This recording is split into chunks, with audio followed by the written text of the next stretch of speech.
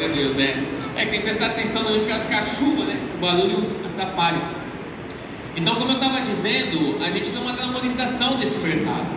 Então, eu não poderia apresentar já a mensagem antes de fazer uma expansão de consciência com vocês.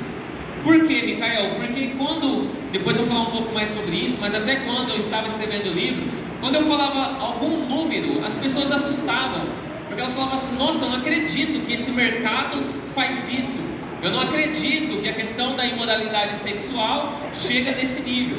Então eu quero que você preste atenção em alguns números que eu trouxe aqui. Então nessa primeira parte eu vou fazer uma expansão de consciência, e depois a gente vai conversar sobre como Jesus é suficiente para livrar qualquer pessoa da imoralidade sexual, amém? Mas antes eu quero apresentar alguns dados. Vou vir mais para o canto. Esse dado aqui é o primeiro. Segundo o estudo de 2023, ano passado, 35% de todos os downloads na internet estão relacionados a conteúdo pornográfico. Ou seja, 1/3 de tudo que circula na internet hoje é conteúdo pornográfico. Então, assim, é um mercado que já ganhou 1/3 da internet. E desse conteúdo tem de vários tipos. Tem conteúdos realmente mais explícitos, mas tem um conteúdo que cada vez mais ganha as pessoas, que é o soft porn. O que é o soft porn, Micael? É um nome, né, vamos dizer assim, uma sigla que fala sobre uma pornografia leve. Então não é algo tão explícito, porém quem trabalha com vendas, com marketing vai entender o que eu estou dizendo. É a boca do funil. A boca do funil é o soft porn. E com esse conceito já ganharam 1/3 da internet. E esses números eu estou trazendo também porque eu sei que tem muitas coisas que apitam na tua timeline ali do Instagram, muita glamorização, até como fonte de renda que eu vejo, as pessoas falando sobre a questão de OnlyFans, sobre Privice, e eu vejo essa glamorização de dizer: olha, estou ganhando uma renda com isso, eu estou mudando de vida através do OnlyFans. E eu sei que muitas vezes as pessoas aqui, até muitos de vocês, por não ter conhecimento sobre a obscuridade desse mercado, você olha aquilo lá e fala: nossa, interessante isso daí, né? Ganhando uma renda, mexendo com internet.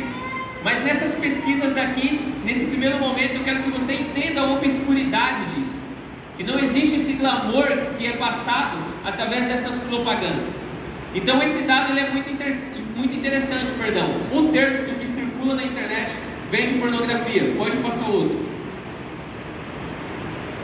Os sites de conteúdos sexuais que fazem parte da empresa MindGeek, que é considerada uma empresa de tecnologia, estão entre os 10 sites mais acessados do Brasil.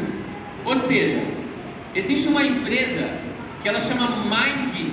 O que é essa empresa, Micael? Essa empresa simplesmente, ela é uma holding. O que é uma holding? Holding é uma empresa que tem várias empresas abaixo. Essa empresa chamada MindGeek, ela é dona da maioria dos sites pornográficos conhecidos a nível mundial. Então, os maiores sites pornográficos do mundo ficam abaixo dessa holding, chamada MindGeek. A MindGeek é a maior distribuidora. Ela distribui e ela produz os conteúdos dos maiores sites. E os sites pornográficos que ficam abaixo dessa holding chamada MindGeek, eles estão entre os 10 sites mais acessados do mundo. Para vocês terem uma noção, os acessos dos sites da MindGeek, que são sites pornográficos, eles só perdem para 2 tipos de sites, só para 2 sites. Só perde para o Google e só perde para a Apple. O nível de influência dos sites da MindGeek, que são sites pornográficos, só perde para o Google e para a Apple. Eles estão à frente de Microsoft, eles estão à frente de diversos outros sites que vocês conhecem, diversos outros sites e empresas conhecidas. Então só por aí você consegue ver o tamanho que infelizmente hoje já está esse mercado. Pode passar. 2 dos sites do grupo MindGeek têm mais de 3,5 bilhões de acessos mensais. 2 sites pornográficos, que são os 2 maiores do mundo, eles têm mais de 3,5 bi de acesso mensal. Todo mundo aqui conhece Netflix? Amazon, HBO? Se pegar Netflix, Amazon Prime e HBO, os três juntos não dá o tanto de acesso que o site pornográfico mais acessado do mundo tem de acesso por mês. Eu vou repetir, se juntar Amazon Prime, se juntar Netflix, se juntar HBO, os três juntos não têm o tanto de acesso que o maior site pornográfico do mundo tem por mês.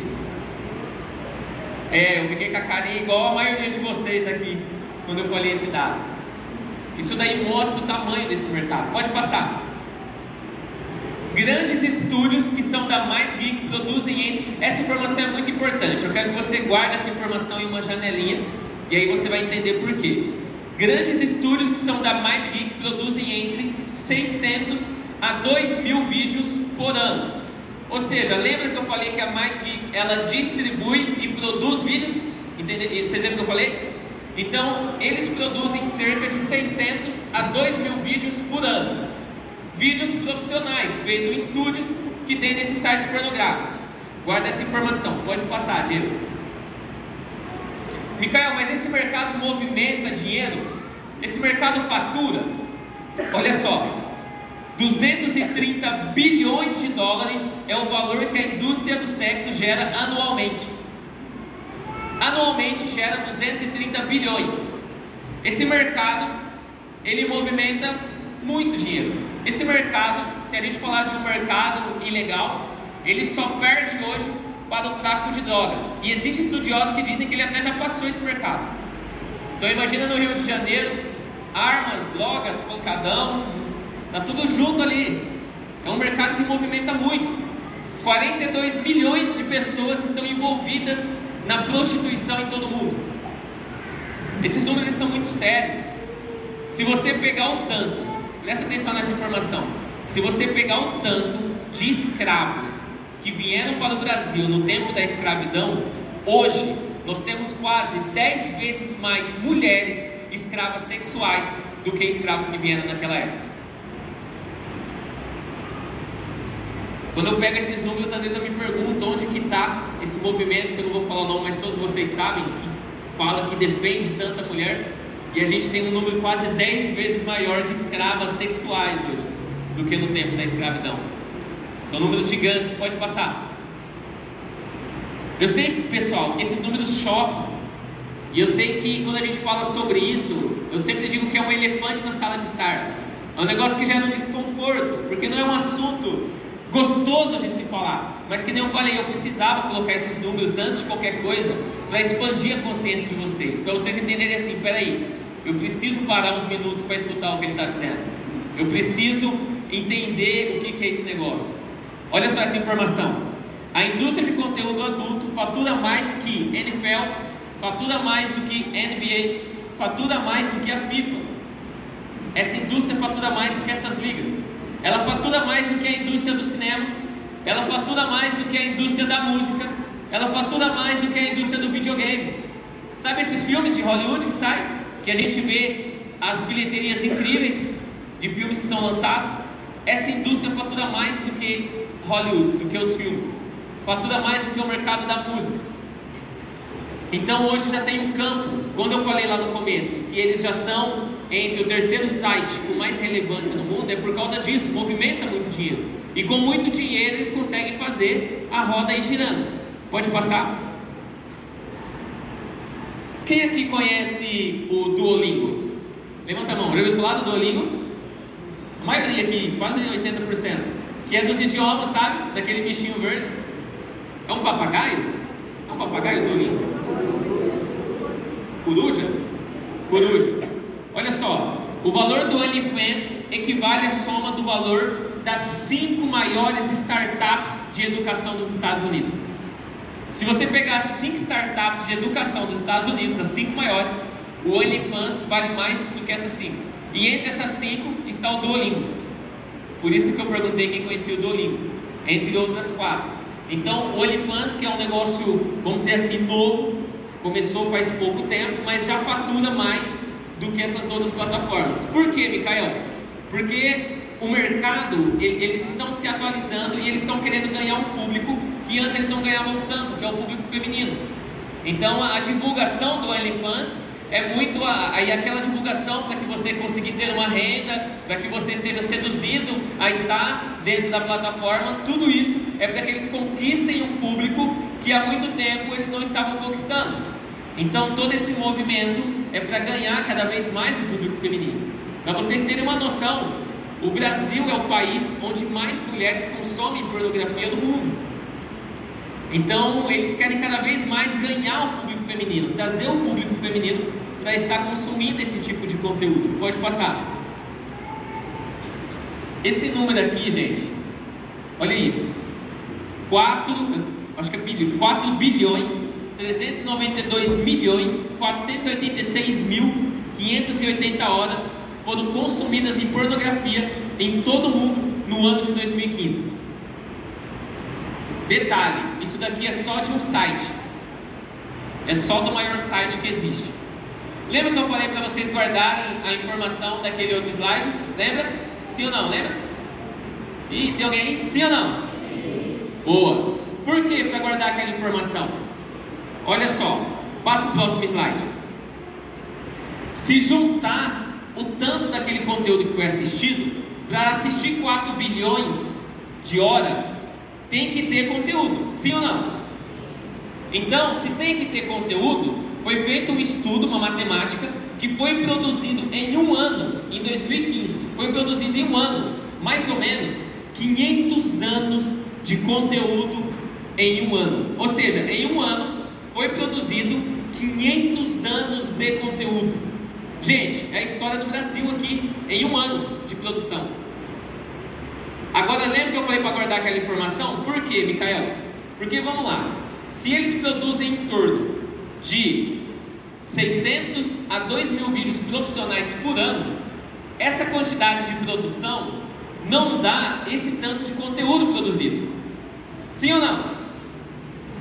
Ih, ficaram meio confuso agora. Ó, se é produzido 2 mil vídeos por ano, vamos supor que cada vídeo tem, se tivesse 1 hora, não daria 500 anos de conteúdo produzido. Sim ou não? Então, se o número de conteúdo profissional produzido não é do tanto de conteúdo que é assistido, a escala é muito diferente, significa o quê? Que 99% do que alimenta essa indústria demoníaca é de conteúdo produzido de forma amadora. E se é de conteúdo produzido de forma amadora, e a gente tem um número gigante de mulheres que são escravas sexuais, significa que a maioria desse conteúdo produzido de forma amadora não é com consentimento da mulher que está ali fazendo. Então, o que eu quero trazer, finalizando essa parte de estatísticas, vamos dizer assim, que nós temos um mercado onde, para quem consumiu esse tipo de conteúdo ou consome, quando você assiste um filme, algo ali do tipo, aquela pessoa que está ali naquela cena, existe a grande chance dela estar em algum país da Europa ou em algum outro país da América, onde prenderam o passaporte dessa pessoa, e essa pessoa tem que fazer esses conteúdos para conseguir ter, às vezes, só um lugar para dormir, que muitas vezes nem é digno, ou para ter um alimento que também muitas vezes nem é digno. Então, o suprassumo de todo esse conteúdo da internet, ele é feito de forma amadora e totalmente ilegal e totalmente óbvio e imoral. Olha só, pode passar o Diego. Então, vamos lá. Vocês já entenderam que esse mercado ele é muito grande na internet, ok? Ficou claro isso? Ok. Qual que é a questão? Isso a gente está falando de hoje. Eu trouxe para vocês pesquisas dos últimos 10 anos. Eu estou falando de atualmente. Porém, não aconteceu isso da noite para o dia. Não foi da noite para o dia que nós tivemos esses números igual eu mostrei aqui. Existe uma agenda para isso. Existe uma agenda para trazer esse tipo de conteúdo. Existe uma agenda para distribuir esse tipo de conteúdo. E com isso, existe um negócio que é o quê? 3 coisas que constroem audiência há milênios. E aí a gente entra na primeira parte, eu falei sobre as estatísticas. E agora eu vou falar um pouco por que a gente chegou nesse número.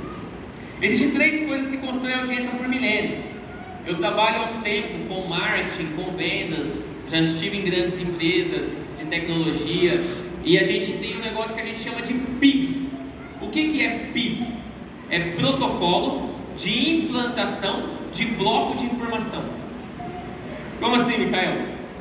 Tem 3 coisas que constroem audiência há milênios. O que são isso? Música, histórias, que entra em storytelling, e arte/jogos. Durante toda a história, durante todo o mundo, essas 3 coisas constroem linhas de pensamento. As histórias contadas, o storytelling, constrói linhas de pensamento. As músicas constroem linhas de pensamento. E os jogos, vou dar um exemplo, Coliseu, vou dar um exemplo, estádio de futebol. Na verdade, os jogos e a arte, muitas vezes durante a história, eram usados como cortina de fumaça. Então estava acontecendo algo aqui, a questão dos jogos, ele veio muito nessa origem, para trazer entretenimento para uma grande massa, para esconder um movimento que estava acontecendo. Então essas 3 coisas constroem linhas de pensamento. Micael, onde que você quer chegar que estou ficando confuso? O que eu quero falar e onde eu quero chegar é o quê? Que esse PIB, que essas 3 coisas que constroem a audiência, não foi do nada que aconteceu. Vamos voltar um pouquinho. Vamos colocar aí década de 90, começo dos anos 2000. Quando a gente assistia um filme, você assistia um filme lá, e aí quando tinha alguma indecência, vamos dizer assim, alguma imoralidade, às vezes um casalzinho entrava no quarto, e aí a câmera ficava escura, e aí trocava de cena.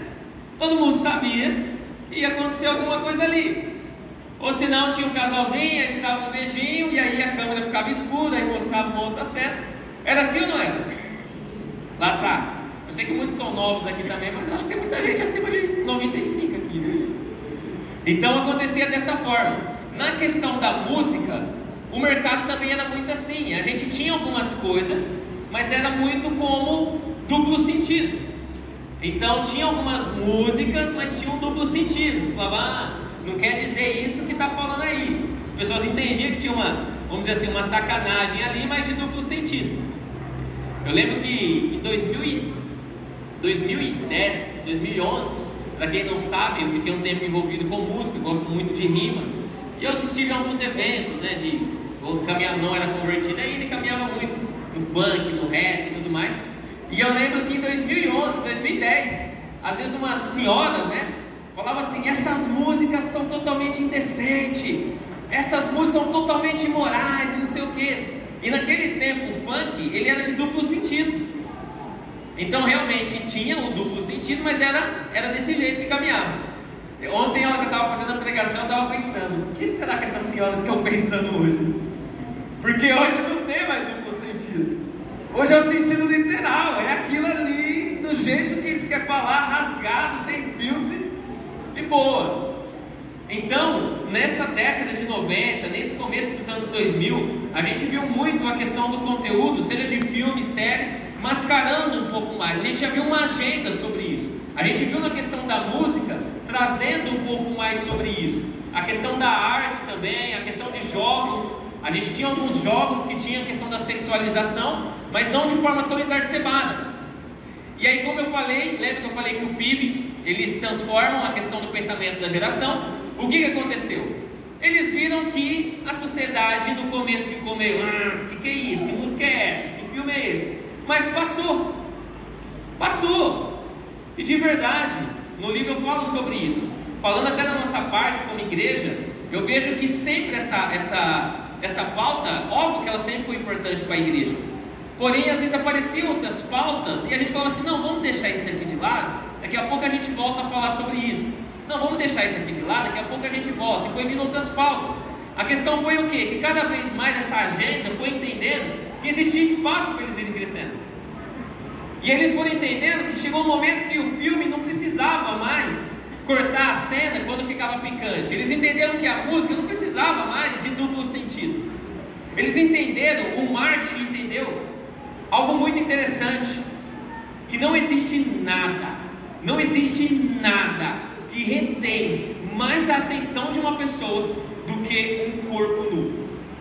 Não tem nada. Eu tenho o Ramon que está aqui, ele trabalha comigo, trabalha com marketing há muito tempo, e a gente vê isso na empresa. Eu posso criar o melhor criativo da melhor empresa, não tem como eu reter a atenção de uma pessoa que está viciada nesse tipo de conteúdo, porque não tem nada aqui na terra de conteúdo para você ver que vai reter mais a tua atenção do que a questão da contemplação de um corpo.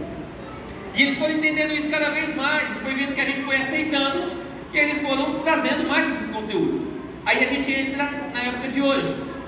Então a gente falou anos 2000, década de 90, começo dos anos 2000. Vamos falar de hoje. Hoje você pega filmes, séries, já tem muita coisa explícita. Se você pegar 10 filmes da Netflix hoje, no mínimo, chutando baixo, 7 filmes vai ter alguma cena de imoralidade sexual. Chutando baixo, de 10 filmes da Netflix. Se você pega a música hoje, cara, não só, eu falei do funk, né?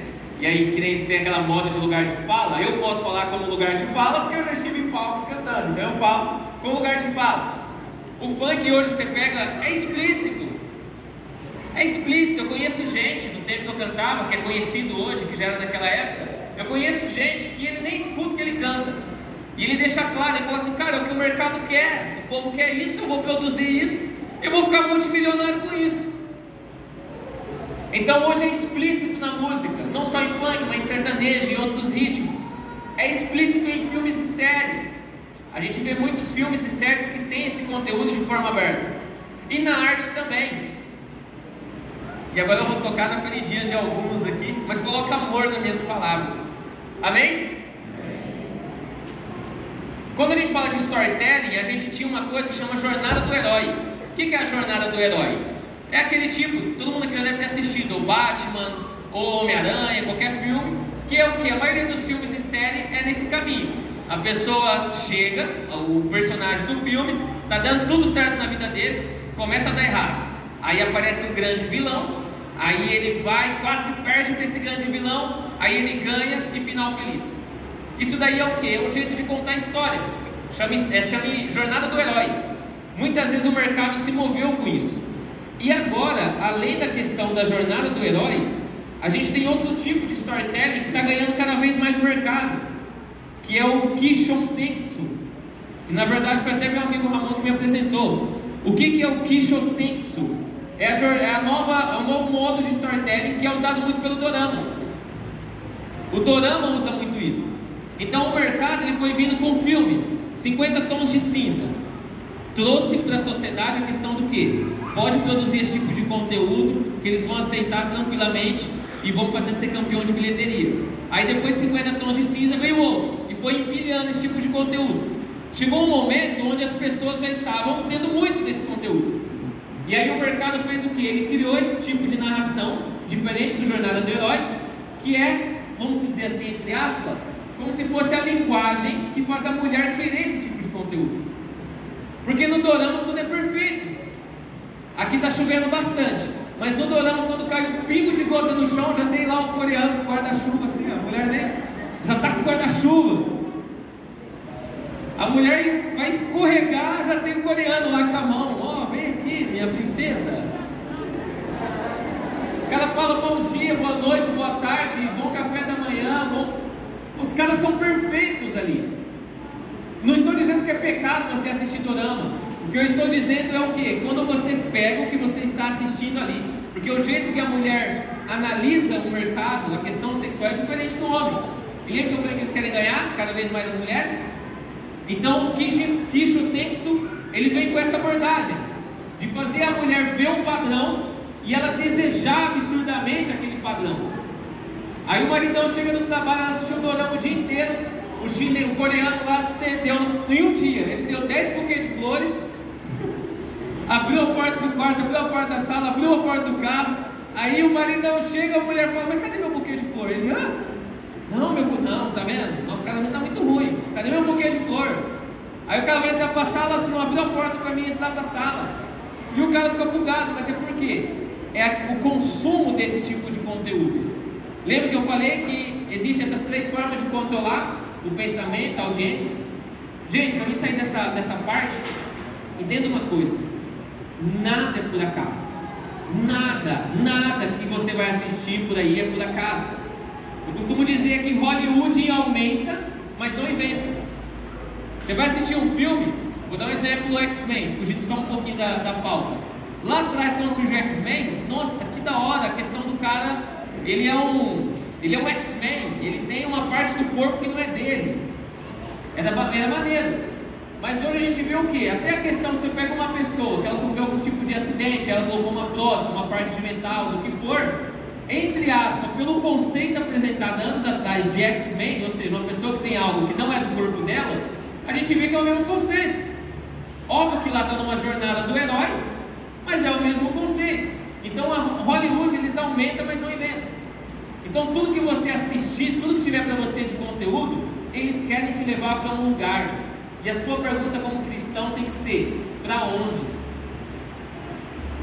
Para a música a mesma coisa. Você vai escutar um tipo de música, e como eu falei, hoje tem muito tipo de música. A gente tem que entender, vocês como cristãos, nós como cristãos, nós temos que entender a questão do significado e da intenção dessa música. Qual que é o significado? Qual que é a intenção? Eu vou dar um exemplo, já que Rio Preto é conhecido como uma cidade sertaneja. Você pega uma música romântica e sertaneja sobre amor e tudo mais, a questão é o quê? O significado da música. Um amor não correspondido. E aí aquela letra que a pessoa escuta, e ela manda mensagem para o outro, e ela chora. Nossa, uma letra de um amor não correspondido. Mas qual que é a intenção? Esse daí é o significado. Mas qual que é a intenção? Cara, a intenção é que você fique triste. A intenção é que você se afogue na bebida, que você se afogue ali em qualquer outro tipo de droga. Toda música ela tem o significado e a intenção. Você tem que prestar atenção nisso quando for consumir algum tipo de conteúdo. Quando a gente fala na questão, e é uma pergunta que eu recebo muito no meu Instagram, eu tenho um Instagram que eu reparto sobre isso. Nossa, é o que mais chega. Tipos de roupa. Eu não vou falar muito sobre isso aqui, mas muita gente pergunta: que tipo de roupa pode usar? Eu até postei um vídeo essa semana. Crente pode usar cropped?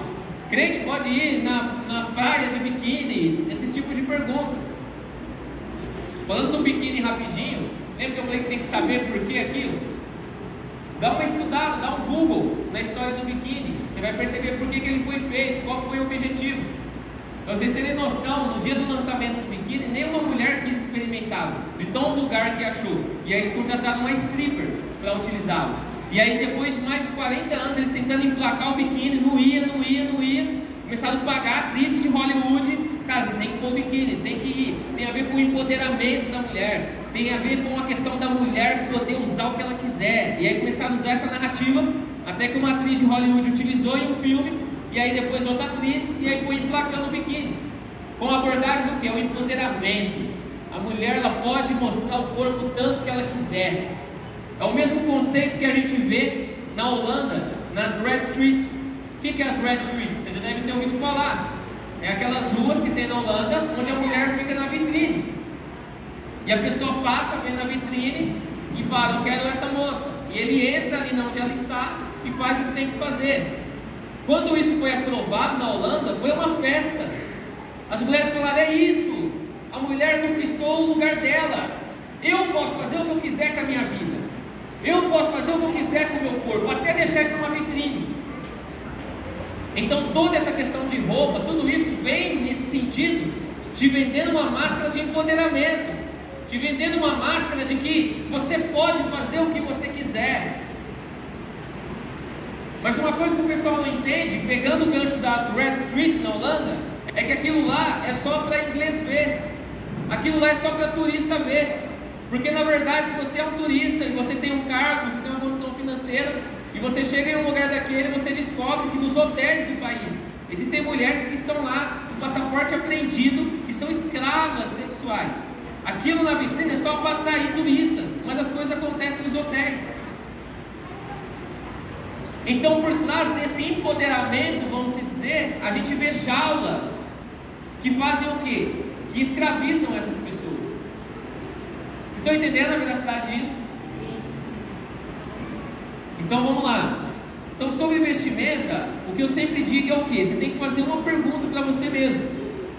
Qual que é a pergunta que eu faço para mim mesmo, Micael? Qual que é a origem dessa roupa? Qual que é a origem? Essa roupa ela foi criada para quê? Eu posso usar biquíni, não posso? Qual que foi a origem? Eu quero usar cropped, qual que é a origem? E a segunda pergunta é: ela foi criada com qual objetivo? Qual que é o objetivo? E a terceira, para terminar, se Jesus estivesse do meu lado, fisicamente, como que ele se sentiria eu andando assim? É isso. E aí, se passar nesses 3 critérios, essa roupa ela foi criada com um objetivo bom, essa roupa ela tem uma história realmente que não tem a ver com imoralidade nem nada, e se Jesus estivesse fisicamente do meu lado, ele aprovaria essa roupa que eu estou vestindo. Se passa por esses 3 critérios, amém. Amém? Não quero estender muito de roupa aqui, porque, gente, é a pergunta que mais chega na minha rede social, sobre roupa. Então, o que a gente tem que entender? Prazer sem responsabilidade é imoralidade. Prazer sem responsabilidade é imoralidade. Então a questão é, o que você quer atingir? Escutando o que você escuta, consumindo o que você consome, isso está agradando a Deus? Isso está fazendo com que você se conecte mais com o Senhor? Porque não tem como a gente ficar em cima do muro. Não tem como você ficar em cima do muro. Não tem como você vir aqui na igreja, escutar um louvor maravilhoso igual a gente escutou aqui, você se derramar e chegar na sua casa e você fazer coisas que Deus odeia. Não tem como. Coloca amor no que eu estou dizendo, mas é a verdade. Eu gosto de uma historinha que diz que tinha um muro, e aí nesse muro, de um lado tinha um diabinho e do outro lado tinha um anjo, e tinha uma pessoa em cima do muro. E aí o anjo ficava, vem pro meu lado, vem pro meu lado, e a pessoa em cima do muro ali, e o anjo, vem pra cá, vem do meu lado, vem do meu lado, e a pessoa ali em cima do muro. Aí o anjo insistiu de novo, vem pro meu lado, vem para esse lado. Aí a pessoa olhou pro diabinho e falou assim, por que você não está me convencendo para ir pro teu lado? Só ele me convence? Aí o diabinho deu uma risada e falou assim, porque o muro é meu. Acho que vocês não entenderam. O muro era do diabo. Você ficar em cima do muro não significa que você não escolheu um lado. Você já escolheu um lado, porque o muro é dele. Não tem como você ser morto. Ou você é crente ou você é... Então o muro já é dele. Essa historinha que eu estou dizendo, por isso que ele não ficou brigando com a pessoa ir para o outro lado, porque já era dele. Então, tem 2 frases que eu vejo que é preferida do diabo. E infelizmente vai ter algumas pessoas que já vai estar isso na mente aqui. As 2 são, não é bem assim, e a outra, eu acho que. Então quando você for analisar algo, veja isso à luz da Bíblia. Veja realmente o que o seu coração está dizendo sobre isso. Não deixe as suas necessidades emocionais falar acima daquilo que Deus quer que você faça. Tem pessoas que já me procuraram na questão de vestimenta, e aí eu fiz uma pergunta, eu falei assim, mas você se sente realmente bem dessa forma que você se veste? Do fundo do seu coração você se sente bem? E a pessoa falou, não. Mas então por que você se veste assim? Aí a pessoa me disse, porque eu gosto de ter a atenção das pessoas. Isso aumenta a minha autoestima. Eu consigo ter uma atenção que eu nunca tive. E a pergunta que eu fiz é, o problema é, até onde você vai estar disposta a cada vez mais abrir esse campo para conseguir a atenção das pessoas? Até onde você está disposto a fazer algo que o seu coração diz que não é para você fazer, para ter uma atenção de alguém, sendo que nós temos um Pai presente que pode preencher todos os nossos vazios, amém? Amém. Aleluia. E para irmos aqui agora para uma última parte, vamos dizer assim, porque eu comecei do começo para o fim. Eu comecei do fim para o começo, vamos dizer. Eu comecei falando da geração de hoje, falei como que veio esse caminho da década de 2000 para cá. Mas, Micael, existe algo na Bíblia que fala sobre isso? Como que nós chegamos até aqui? Começou de agora? Antes não tinha imoralidade? É uma coisa do nosso século? A nossa geração somente faz isso? Então eu quero mostrar para vocês uma passagem bem conhecida. Quem tiver com a sua Bíblia, abre lá em Números 22. Números 22. capítulo 22, versículo 1, que é uma passagem conhecida que a gente fala aqui sobre Balaão e Balaque. Amém? Números 22.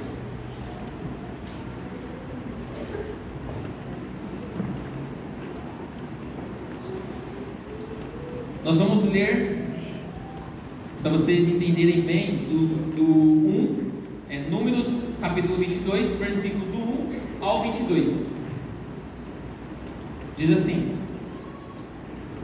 Balaque manda chamar Balaão.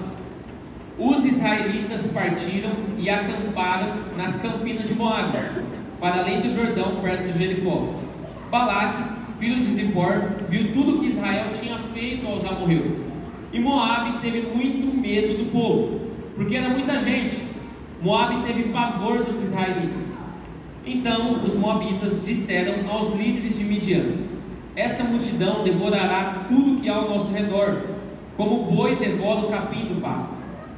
Balaque, filho de Zippor, rei de Moabe, naquela época, enviou mensageiros para chamar Balaão, filho de Beor, que estava em Petor, perto do Eufrates, em sua terra natal. A mensagem de Balaque dizia: um povo que saiu do Egito cobre a face da terra e se estabeleceu perto de mim. Venha agora lançar uma maldição contra ele, pois é forte demais para mim. Talvez então eu tenha condições de derrotá-lo e de expulsá-lo da terra, pois sei que aquele que você abençoa é o quê? É o quê? Abençoado. E aquele que você amaldiçoa é? Os líderes de Moabe e os de Midian partiram, levando consigo a quantia necessária para pagar os encantamentos mágicos. Quando chegaram, comunicaram a Balaão o que Balaque tinha dito. Disse-lhes Balaão: passem a noite aqui e eu lhes trarei a resposta que o Senhor me der. E os líderes moabitas ficaram com ele. Deus veio a Balaão e lhe perguntou: quem são esses homens que estão com você? Eu acho daqui massa, porque é óbvio que Deus sabia quem era. Mas enfim, Balaão respondeu a Deus: Balaque, filho de Zippor, rei de Moabe, enviou-me esta mensagem: um povo que saiu do Egito cobre a face da terra. Venha agora lançar uma maldição contra ele. Talvez então eu tenha condições de derrotá-lo e de expulsá-lo. Mas Deus disse a Balaão: não vá com eles. Você não poderá amaldiçoar este povo, porque esse povo é abençoado. Na manhã seguinte, Balaão se levantou e disse aos líderes de Balaque: voltem para sua terra, pois o Senhor não permitiu que eu os acompanhe. Ou seja, Balaão falou: cara, deu ruim, falei com Deus ali, ele falou que não é para mim não, então vocês vão voltar e eu não vou ir. Os líderes moabitas, versículo 14, voltaram a Balaque e lhe disseram: Balaão recusou-se a acompanhar-nos. Balaque enviou outros líderes em maior número e mais importante do que os primeiros.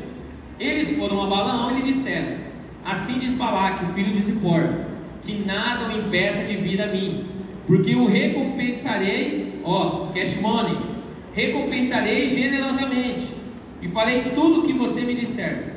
Venha por favor e lance para mim uma maldição contra este povo. Balaão, porém, respondeu aos conselheiros de Balaque: mesmo que Balaque me desse o seu palácio cheio de prata e de ouro, eu não poderia fazer coisa alguma, grande ou pequena, que vá além da ordem do Senhor, o meu Deus. Agora, fiquem vocês também aqui esta noite, e eu descobrirei o que mais o Senhor tem para me dizer. Naquela noite, Deus veio a Balaão e lhe disse: visto que esses homens vieram chamá-lo, vá com eles, mas faça apenas o que eu lhe disser. Até aqui. Então, olha só, contextualizando. O povo tinha saído do Egito e estava em sentido à terra prometida, junto com Moisés, uma passagem muito conhecida, ali pelo deserto. E eles estavam ganhando, eles estavam conquistando muitos territórios. E aí Balaque ficou sabendo que esse pessoal estava chegando perto do seu povo, e ele, não sendo bobo, falou: eu preciso de alguém para amaldiçoar esse povo, porque senão eles irão nos destruir. Qual que é a questão? E é no texto que eu mostrei para vocês. Não tem como você amaldiçoar alguém que é abençoado. Não tem como amaldiçoar alguém que é abençoado. Então, mesmo que Eles foram até Balaão, falou para Balaão amaldiçoar esse povo. Não tinha como amaldiçoar esse povo, porque esse povo estava embaixo de um favor de Deus. E mesmo que Balaque foi, chamou chamou Balaão a primeira vez, ele consultou Deus, Deus disse que não era para ir, eles voltaram com uma proposta melhor. Balaão foi consultar Deus novamente, como se Deus tivesse mudado de opinião. Na verdade, Deus falou para ele ir. Por quê? Porque Deus sabia, Deus queria revelar exatamente o que estava no coração dele. E aí eu não vou ler a próxima parte, mas é uma parte bem conhecida, onde tem aquele texto da mula, que a mula fala. Então a gente vê ali um profeta mula com a mula profeta. Então Balaão foi, o que não era para fazer, e aí a gente tem essa passagem conhecida. O que acontece? Quando Balaão chega ali para amaldiçoar o povo, com o rei Balaque, quando ele vai amaldiçoar o povo, o que acontece? Alguém sabe? Quando ele vai amaldiçoar o povo, ele abençoa. Porque lembra que ele falou, eu vou, mas eu vou fazer o que Deus falava para mim fazer. Quando ele vai amaldiçoar, ele abençoa. Aí depois, pela uma segunda vez, ele vai para amaldiçoar o povo, e o que ele faz? Abençoa. E isso acontece outra vez, ele vai para amaldiçoar, ele abençoa. E o rei, imagina o rei Balaque, pagou a caravana, pagou a passagem dele para ele ir até o reinado, ofereceu dinheiro. O rei Balaque desesperado, porque ele não queria que o pessoal chegasse até ali e destruísse, vamos dizer, o reinado dele. E aí toda hora que Balaão ia para amaldiçoar, ele abençoava. E aí depois de algumas vezes, Balaão retorna para sua terra natal. Mas